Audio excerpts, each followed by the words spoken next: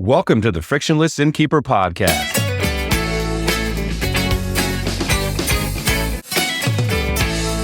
Coming right up, fresh tips and insights from lodging professionals aimed at helping you improve your business. Our podcast is brought to you by the Frictionless Guest App, the digital concierge that helps your guests to live like locals. Learn how at frictionlessguest.com. Steve Short, how are you? Good, Matt. I bet you don't have as much snow where you are as we do where I am. No, we don't. It's unusually cold where I am right now, but I have been watching the news, and I tell you, you don't see the DC area get socked with that much snow very often, and crazy stuff for the start of the new year here. Yeah, I hope you're keeping warm. Keeping warm because I'm shoveling a lot of snow. Burning But calories. it's good. It's good. Yeah, early January when we're recording this here. And yeah, we had our first big snowfall, which we haven't had for a couple years. So yeah, about 7-8 inches. It's beautiful out there. So it's Yeah. cool. It's good. Yeah, that's nice. In small doses, that's a cool thing for sure. Exactly. Yeah. Awesome.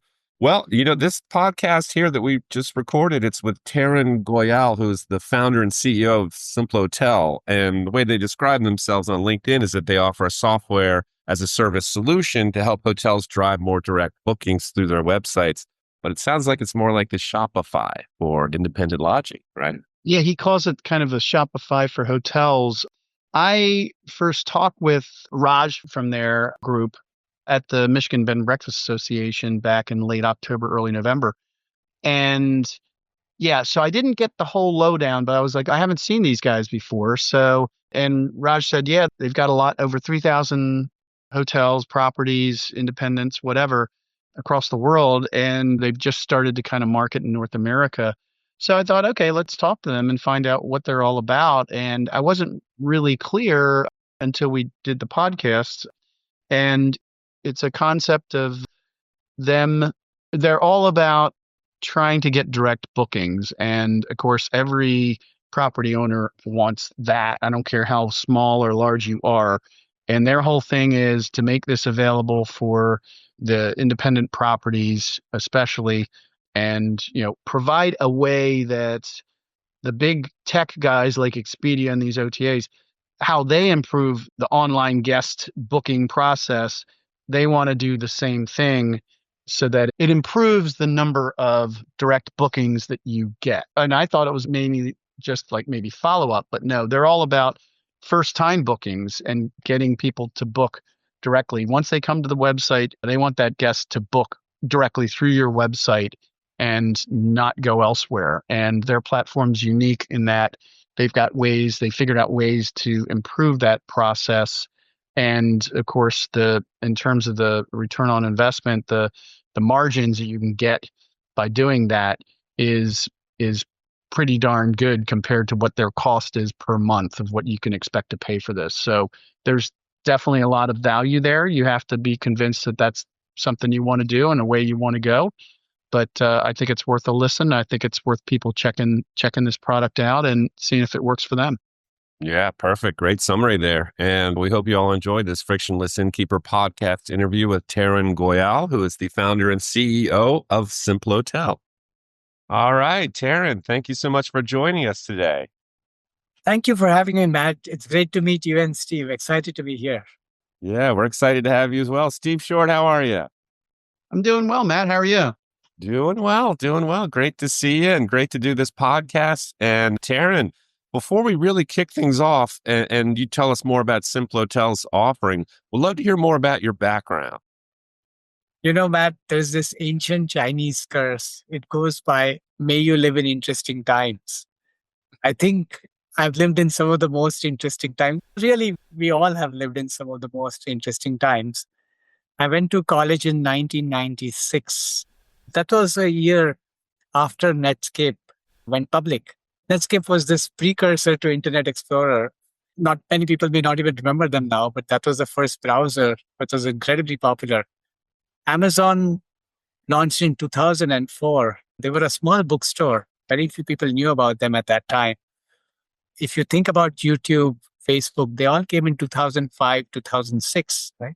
So I'm sure a lot of our listeners have been through the same interesting times that we have. We've been a generation that used to work with landline phones, no internet.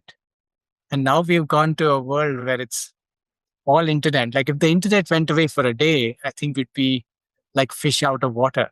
I've been fortunate to live through these interesting times and see this transition. And all of us have been, right? And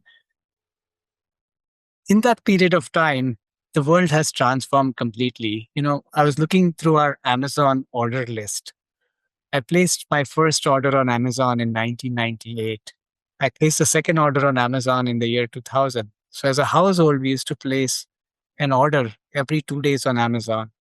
If I looked at my order list last year, our household placed 550 orders on Amazon in a year. Right? So as a household, we have gone from placing an order every other year to placing 1.6 orders a day. Right?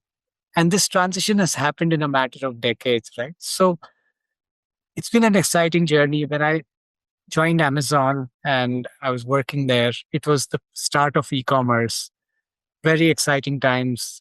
When I went to Expedia, those are also very interesting times. When I was in college doing my MBA, the dot-com boom was happening. Very interesting times. Somehow I wanted to make life even more interesting. I gave up all those jobs and started Simplotel. So, there's this saying that says, be careful what you ask for. So I got more interesting life. I think the curse says, may you live in interesting times. I think we have lived in interesting times, but I don't think we are cursed. We have opportunities like never before. And as humankind, this has been the most interesting period that we've lived in. Won't you agree, Matt? Yes. Well, go ahead, Matt. Sorry, go. I was going to say, yeah, it's crazy. I've lived through that same era myself, and just seeing the transformation. And now with AI staring us in the face, I think we're about to go through some more crazy times and transformations here. Yeah. More interesting times to come. Yeah. No doubt. And I think, Tarun, it's important. Simplotel is located, you guys are in India, right? But it's important to know, for everybody to know, that you're actually you were working in Amazon. You were in the US. You did your MBA real close to where I live in Maryland, right? At University of Maryland. We were talking before we got started here. So you've got a heavy perspective of being in with Amazon and with Expedia, working in the US really, and, and kind of understanding, being in the middle of it here. Give us a little bit of that background of coming into the US and being here for quite a long time before going back to India and starting Simplotel. I love the US and I love India. And I love most of the countries that I've visited. I love the bagels in the US. They're just delicious. I love running by the Potomac. I mean, the CNO Canal Trail is just so gorgeous. It's hard to beat those moments. The national parks, the Rocky Mountain, the Shenandoah National Park, right? So business is similar everywhere. People are nice everywhere. Every city that I've lived in, every country that I've lived in has been an experience, and it has added. And there's just so much that I'm grateful for. I don't think I would have been where I am today without these experiences. I think the MBA at the University of Maryland was very nice. The dot-com boom was happening right there. We were 20 somethings and we felt like the world was changing and we were part of changing that world. It's been a very interesting journey. The world has gotten closer. Cultures have gotten similar. No matter where you live, life is fun. Are you a pure IT kind of a guy? So talk a little bit about Amazon, and I want to get into Simplotel, but I'm trying to make that connection. It seems obvious that, Amazon is an e-commerce element, Expedia, e-commerce, travel specific, and now you've got Simplotel. So what is it that you were doing, either the type of work specifically for those companies, more IT based or more marketing based or whatever? And what is it that you realized, and what opportunities did you see from working there that eventually led you to start, to be the founder of Simplotel? Steve, sometimes when you look back at life, right, you feel like everything has happened for a reason and it somewhere feels like it is all scripted. So when I look back, it almost looks like that, right? I mean, it almost looks like all the choices that I made in my life has contributed to helping me start Simplotel, right? So early days of e-commerce, it was the shiny thing. So, when you're at Amazon, you can't miss e-commerce, right? You're sort of living and breathing that. Was a big fan of some of the products. So I was a product person there. So I was a product manager. I would work very closely with the engineers to define what we should build. How do we grow the business further? What kind of tech should we build, right? So I was working very closely with the consumers there and the tech teams there to decide what products to build, right? So I was a big fan of Web Store by Amazon. Anybody could come and build a store very quickly, right? I mean, Shopify, I have a lot of regard for what those guys have done. They make it very easy to set up your e-commerce store. And then, I went to Expedia and I was on a product role. I used to sit on the other side of the table. And at that time, we used to charge 25% commission. And that felt like bloody murder to me, right? I mean, now I'm an entrepreneur.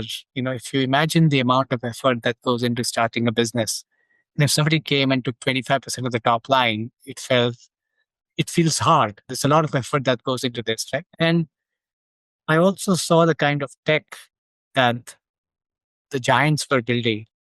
And I felt like as the consumers were moving online, if hotels want to harvest the demand that's out there online, right, they need the kind of tech that these big guys offer, right? So in hindsight, it almost felt like these things happen for a reason. I mean, I don't think I had a plan of starting Simplotel when I was either at Amazon or at Expedia, but I'm sure breathing the Kool-Aid every day lets you identify problems. You're talking to hotel owners, you're understanding, and you see the pain sometimes. And perhaps one of those days while going for a run, an epiphany happened and said, hey, there's probably an opportunity here, right? So you went from working for the man to trying to fight the man, basically, is what you're saying. The OTA thing, anyway, right? I mean, because like you say, you felt more for. It's weird. It's a weird thing, right? The OTAs, they rely on the individual consumer. That's where they're providing the value. They're also providing value to the properties to help them get bookings, but they're taking the big chunk from the properties. And especially those, well, it doesn't really matter how big you are, whether you're a big brand or not. You might have more leverage as a big brand, but the reality is that aggregation of information on those platforms, that's what the consumer wants. That's what's drawing them. And, the individual property, it's hard to fight that convenience. Absolutely. And so, and this kind of gets to the heart of what you guys do. Maybe talk, probably a good segue into that. Talk about it. What exactly you're all about and how you help the little guy or help the individual properties. Yeah. Yeah. So I think a couple of things I'd like to, maybe rephrase from the earlier conversation. Right? I mean, I think every channel has a role to play, right? And I think OTAs do a very good job for hotels, right? I mean, the marketing strength that they have is unmatched in a lot of ways, right? However, if hotels ignore their direct channels, like what we're really looking for when we talk to our hotels is a balance, right? I mean, you want all channels to produce for you. Don't forget one of your most important channels, that is your direct website, right? So the point of view is not that I don't think you could survive with just one of these channels, right? You got to get all your channels to produce for you, right? The question is, what can you do to maximize production on your direct channel is what we're after. So essentially, this whole notion of OTAs, see, OTAs offer a lot of value because it's a fragmented market, right? So if there are people, if the market is fragmented, then discovery becomes a problem, and OTAs offer a lot of value there, right? Because I'm able to bring sort, I'm able to bring search, which an individual hotel website would not be able to do, right? But there are a lot of things about travel that make this an opportunity as well. If you are in travel, searches start on Google. People are looking for properties on Google rather than starting searches on OTAs. Secondly, in travel, the fulfillment is just an email. See, you get at Amazon, loyalty to the channel was a lot easier to create. People came to Amazon, bought stuff, and went. The fact that you can deliver the products on time, if there's a problem with your delivery, you can take care of the customer, makes people very loyal to an Amazon very quickly. On travel, the game is very different, right? The same person who is coming to an OTA is also coming to your website because the fulfillment is merely an email away. The cost of switching a channel is very straightforward for a consumer. I get the same exact United Airlines ticket, whether I book it on Expedia or whether I book it on United.com, right? So, on one hand, e commerce builds a lot of moat around the channel through the fulfillment. On the other hand, travel with hotels has a massive opportunity because the people who come and discover your hotel on an OTA, there's a high chance that they're coming to your website as well. Now, the question is, can you get these guys? Do you recognize the fact that this person who's come to your website is likely not going to make the booking the first time around? It is your job to get them back on your website. When they come back, don't treat them like strangers. We've had a conversation before. You've interacted with me. I know you're interested in these dates. I know you're interested in these products. I make you restart the journey. Imagine going to a booking.com or an Expedia, search for New York City, don't make a booking. You get a mailer after some time. Booking might say, we have genius rates in New York, come back, make a booking. Expedia might say rooms are going fast, right? When you go back to this platform, they show you New York City. They remember what you searched on. You can complete the journey right there, right? Individual websites are still static. They let go of this massive opportunity. Imagine as a Innkeeper, as a boutique hotel or an independent hotel. If you knew this and your website was capturing all the information about the hotel, about the guests that's coming there, and starts getting them back. When they come back, why not make it so easy for them to make a booking with you, right? I mean, it's not that somebody is sitting at Expedia and manually doing this stuff. It's technology that's doing it at their scale. Our goal Right. is So to what? make Yeah. similar technology available to hotels so that they're able to get every single additional booking of a customer through their own brand.com. Yeah. So it's interesting. So you're not necessarily just going for repeat bookings. You're actually trying to incent or improve the ability to get a first time direct booking, is what you're saying. Is that kind of at the core of what you do, or is there also that repeat booking is part of it as well? Or, and talk a little bit about how you do this, how your platform allows me as an independent lodging property, hotel, bed and breakfast, whatever. How is it, if I've got my own website, how is it that I am able to incorporate Simplotel into that, and how you make that happen? There are two parts to your question. The first part is it only for repeat or is it for first time? It is for both, Steve, right? I mean, ultimately, repeat customers largely depend on the experience that they've had at the hotel. So that piece, hopefully any hotel owner knows that unless you take care of your guests, there's little that marketing can do to help you, right? Right. I think what we are here and what we're realizing as we work with hotels is that the opportunity for hotels is even larger than what we see in e-commerce. The nature of the beast is that people are very comfortable shopping. Industry stats are that people search at some 30, 40 websites before they make a booking. Our stats show the number of times the same customer comes back to the same hotel's website within a day, within 2 days is staggering. Sometimes it's as much as 6, 7 times the same person is coming back over there. And this is just Interesting. us watching, right? Now, if we knew this, what would we do to our tech? Is interesting. You know, the large OTAs have armies of people that figure this out, and then they're constantly running experiments on their site to capture the demand. Small hotels, I mean, even the largest hotels, the tech budgets are nowhere close to what an OTA has. Therefore, Simplotel, we invest in tech. We shamelessly look at what OTAs are doing. So, for example, you know, if you look at experiments that OTAs do, right? If you look at Expedia, they give guests the choice to pay now, pay later. When we ran similar experiments with our hotels, we saw conversion rates jump by about 20, 30%. Just completely mind boggling. So one day I sat down and I called up about 30 or 40 customers and I said, you know, you had the option to pay later at the hotel. Why did you prepay? You get very interesting answers from them. I'm booking for somebody else and I wanted to prepay this reservation for them. There was this admin that I reached out to. She used to do sales for some organization. And she's like, when the sales team travels, I don't want to have them worry about money.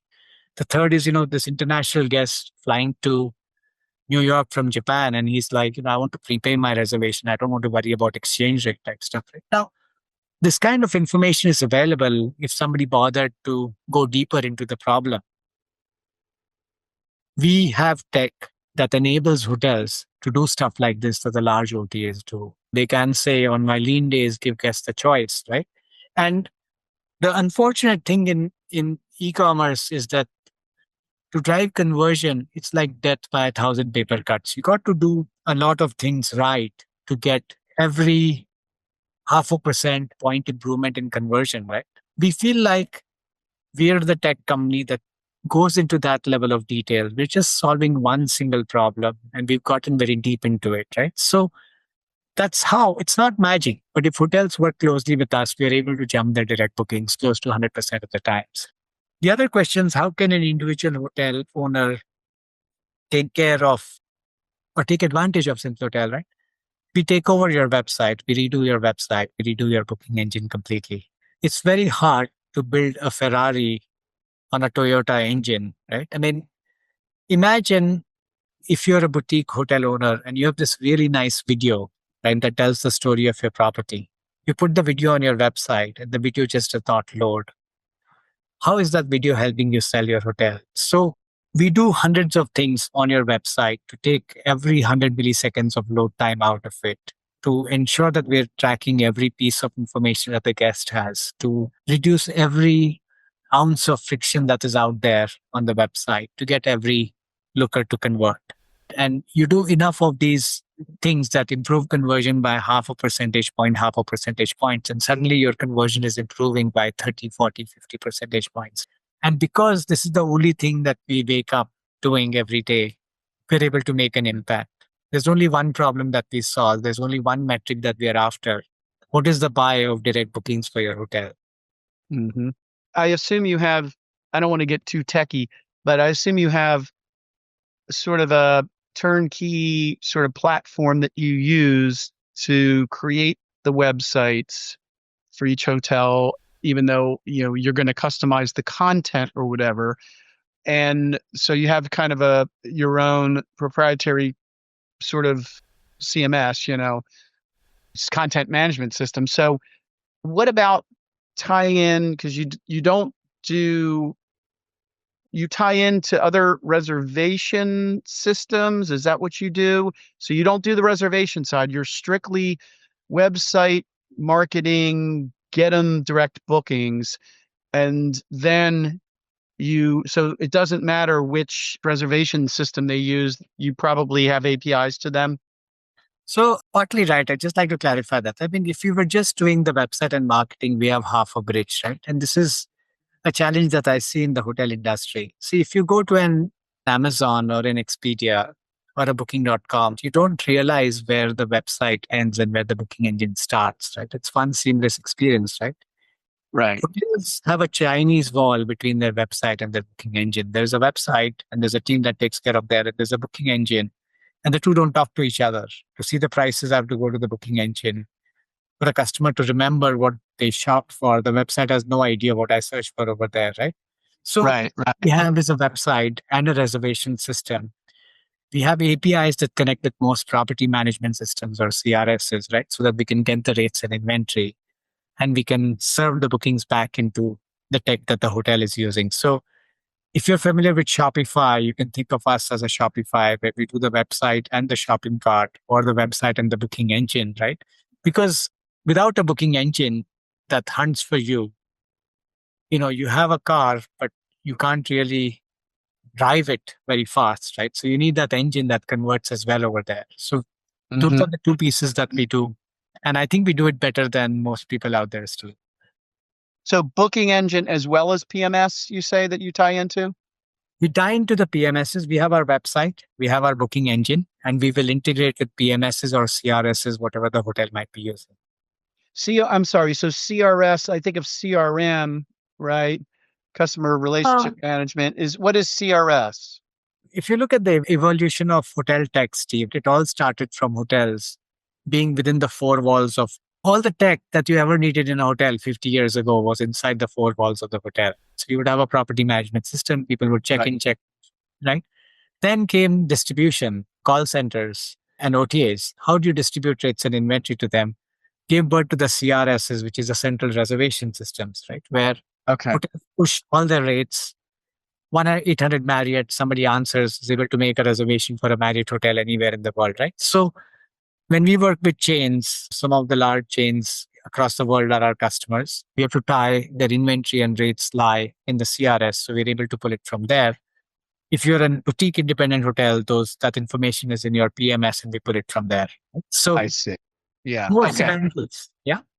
Yeah. Okay. Got it. Yeah. Independents are going to be used to PMS, booking engine. It could be the same, but it might not be, right? Exactly. Got it. Okay. So whereas on the bigger brands, CRS is basically most likely a combined place where you would go to get that information, which is ultimately who's the guest, how do we track them and through the website know who they are, especially once they've booked. Now, if they return, we know who they are. Exactly. Okay. So you're utilizing the website, but you're collecting this information as well. So you're not just putting up the content and making it better and easier for guests to ultimately book, but you're trying to use your platform of collecting information, more CRM, CRS, whatever customer, information in order to improve that process through the site. Okay. So, Steve, we ran a very short experiment, right? See, on the booking engine, we started nudging customers who were sitting idle there. And we said, give us your email ID and we'll get some really good offers mailed to you. What we found is about somewhere between 5 to 10% of the people that are coming on the booking engine, when just nudged gently, gladly provide their email IDs, right? And when we send them those mailers, sometimes they will forward that mail to somebody else, that somebody else is making a booking for them. There's just so much learnings that when you do these simple things, you're able to recapture. Now, the other alternative is that you put a Google Pixel over here and spend thousands of dollars doing remarketing on Google, right? Here, it's a simple email that goes out for like a few cents, right? So there is so much leverage and there's so much data that's available. And imagine as we get more intimate with AI, the kind of stuff. Imagine, Steve, if I knew your birthday, and this is where we are headed. We're not there today. If I knew your birthday and you came to the website of an independent hotel and I said, happy birthday, Steve. It's great to see you on your birthday. If you stay with me on your birthday month, you get a free upgrade to help you celebrate your birthday. This is all possible. The large brands do it. We want to make every small independent boutique hotel owner be able to use such marketing techniques that the big guys are using. Yeah, that makes sense.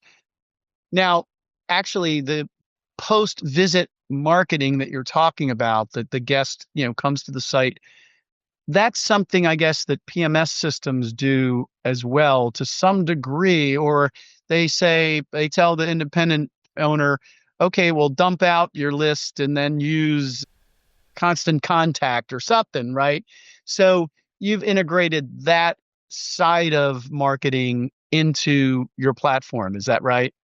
So, Steve, see, everything that we're doing is out there in some way, shape, or form. The only challenge is just so fragmented that the whole guest experience breaks in the process, right? If I know that you've come to the website and you've searched for New York City earlier for Memorial Day weekend, the next time you come to my site and you've not made a booking yet, why don't I show you Memorial Day offers? Why don't I remember the dates that you're looking for? Why don't I remember that you're searching for a family and you had 2 rooms that you're looking for, right? Why don't I let you continue where you just left off so that you don't even have to retype your name, email address, phone number, right? So there is so much fingerprints that are available all the time. It's just a matter of looking at that and using that information and improving the guest experience. Combine that with a fast loading website, getting the basics. I mean, simple call to actions, simple booking engine. Why do I need training to use a booking engine of a hotel, right? So it is a lot of what we are doing is available. It's just so fractured and it's so hard for an individual hotel to cobble this together. Somebody, if I come to your dining page, what stops me for sending you a mailer that shows you my dining offers, right? Would you welcome such a mailer from me, right? We have all these information. We know if a person has booked and is coming back to the website, can we show them upsells instead of showing them rooms again? Because we know this person is anyways coming to the site and staying with you, right? So there's so much data that's out there. It's just not leveraged for marketing and for conversion driving purposes. Yeah. So help me out now. So because we've kind of gone through what the basics are that you do. So let's say I'm a boutique hotel, or I love bed and breakfast. So I'm a bed and breakfast owner. I've got 10 rooms. So I'm not tiny, but I'm not huge. And I have a website, right? And it's probably through either a PMS type provider or a booking engine provider that's out there. So I've used their platform to create it, or they've done it, or I've used an outside agency that focuses on websites for my kind of property. So now you've got the challenge of convincing me, okay, great idea, Taryn, but what's this going to take? In other words, I've got to say that for ROI purposes, the investment that I'm going to put in, which is my time as well, which is, as we know, for innkeepers is the biggest challenge, right? So how is it that you're going to get me? I've got a working website, convince me from a cost perspective in terms of hard dollars as well as my time, convince me to go to your platform instead of what I've currently got? I think the answer is very simple, Steve, right? So you're a 10-room property. You can, in any given month, you have 300 room nights to sell. Let's say you're running 70% occupancy. That's 210 room nights, right? If you're selling at $200 a night, let's keep the math simple. 200 room nights instead of 210 times $200. It's about $40,000, right? If about 40% of that is coming in through OTAs, $40,000 times 25%, if I get my math correct, that's about $16,000. You're paying $4,000 in commissions for that booking, $48,000 a year. If you invest a few weeks with us and a few $100s with us a month, how would you feel if you could have that kind of savings? This is only for a 10-bedroom hotel, right? Now imagine if it's a 50-bedroom hotel. Imagine if the price point is not $200, but $400, right? The math grows very quickly. So it's a no-brainer. We are among the few providers who have no lock-ins in our contracts. We know our customers don't leave. If you don't like us, you can throw us out. We feel like we have to earn your money every single day. This solution has to work for you every single day for us to make money. So we are in it with the hotel owner, with the innkeeper to make it a success. All right. So let's hit the numbers again. So you're telling me that if I sign up with Simplotel, that what's my upfront cost to get everything that I've currently got onto your platform to create the new website for me? What will that cost? So Steve, we have two different offerings, right? One is a template, right? Which is very easy to put together, right? So we can take we have a set of like 50 designs. You can choose one of those. You can put your pictures in there. That solution is very easy to get up and running. We're looking at a one-time cost of maybe $500, maybe a monthly cost of about $300-400, right? If you're a boutique hotel with a lot of character and you want something completely bespoke, it could be a few $1,000s in setup, maybe $1,000 a month in subscription, right? And currently, because we are new to this market, we have some incredible offers for people who sign up. The first 50 signups with us, we're doing some massive offers. You can reach out to us at hello@simplotel.com. Our commitment to you is if you don't see value, you can throw us out. So if I go the template route, 500, starting at a base cost of $500 for a one-time charge, which is I choose my theme or whatever, and but I give you all do the work to get it set up. Is that right? Okay, so that's what I'm paying for up front. And then after that, I can expect it to be about $200 a month just for hosting as well as using the overall platform. Is that About right? $400 a month. About $400. Okay. All right. And I guess it goes up as you have more rooms, right? Yeah, and more facilities as well, right? I mean, if you're a full service hotel and you're banqueting and dining and this and that, right? The amount of work that comes in increases a lot. If you're a room only property, then it's a lot more straightforward, right? So we're Okay. happy to work with you on that. And whereas the bespoke, is that more of a subscription model? So that spreads the upfront cost over. I have to like buy in for like a year, maybe at a certain more, more per month in order for you to create a custom version for me. Steve, we don't believe in lock-ins. We believe that Okay. our product will be a lock-in for you. If you don't like us in any given month, we don't feel like you should pay us. So if your old solution is better than ours, go back there. We should. Okay. If you have something better than what we can offer at a better price, you should not do business with us. But I would have more upfront cost for the bespoke then. Right? Yes, there's a lot more work that happens in there, right? I mean, by the time you get it, it's like a tailor-made suit, right? Versus a suit that you buy at a store. Yeah. Okay. Matt, did you hear that?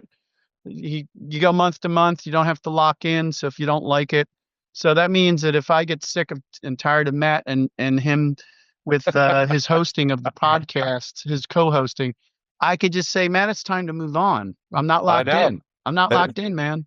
We are. It's been about 12 years since we've been connected at the hip here. So yeah, right. It might be a painful breakup. Watch for out. me, at Don't least. take me for granted, Matt. Come on. I man. never will. Never will.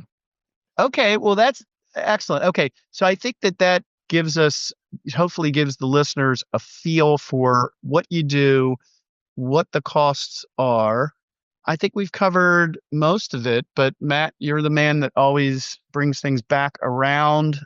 So why don't you ask the universal question that you usually ask of Tarun here? You got it. Sounds good. The universal question, Tarun, as always, at the end of our podcast is there anything else to add or anything we may have missed before I take us out here? I just feel that we are living in interesting times. I think the times will continue to be more interesting for all of us.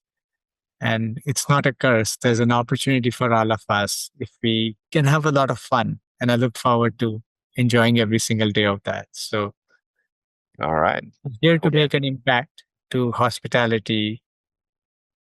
Yeah. And I think it's important for people to know that, I was kind of joking about you working for the man and now kind of trying to stick it to the man or whatever. I think there used to be a commercial around in the US for that. But anyway, yeah, it's similar to what we do with the Frictionless Guest app in that the independent properties,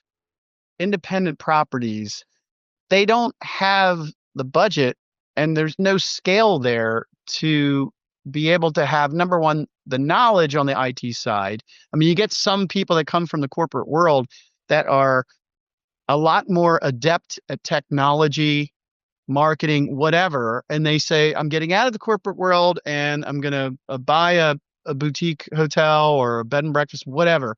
And so they've got a lot more knowledge, but still you can't build this stuff yourself. That's what we did with the Frictionless Guest app, was trying to have a platform that the independent properties can use to better, to recommend local things to do and, have their guests have a better experience. And it's the same thing. What you're telling us is that, the big tech of the world, they're doing this kind of thing. Expedia's doing this kind of thing, right? So while you can't compete with the big brands or big tech or whatever.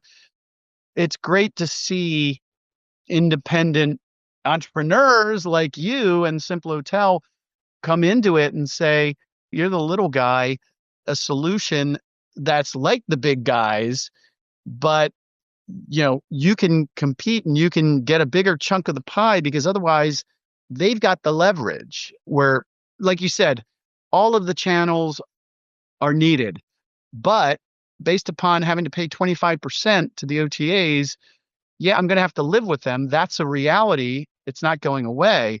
But if I get more of my bookings direct and have less of that huge channel marketing cost of an OTA, and you can give me the platform to do it, couple hundreds of dollars a month compared to of paying you for the platform versus thousands of dollars of revenue going to the 8 OTAs, that seems like a pretty reasonable sell to me. That seems like value. That's what value is, right? That's what we're talking about. So yeah, I think it's great. I think it's cool. Before we drop off and Matt leads us out, tell again, you gave the email address, the hello@simplotel.com. Tell everybody, and we'll put this in the show notes, but tell everybody how they can get a hold of you all, what the best way is to get a hold of you all if they want to learn more and think about possibly using your service, your product. A few ways. You can go to our website, www.simplotel.com, simplotel.com. It has all our contact information. You can reach out to us. Or if you prefer an email, drop us an email at hello@simplotel.com, simplotel. We have a team based in the US. We're now in 26 countries. Somebody will respond back to you quickly. Okay, awesome. All right, Matt, you're the man.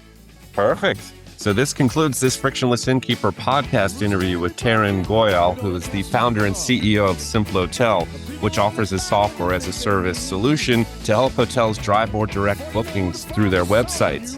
And our podcast is brought to you by the Frictionless Guest App, the digital concierge that helps your guests to live like locals. Learn how at frictionlessguest.com. Once again, that's frictionlessguest.com. And Tarun and Steve, thank you so much for your time today. Thank you, Matt. Thanks, Steve. It was great to chat with you guys.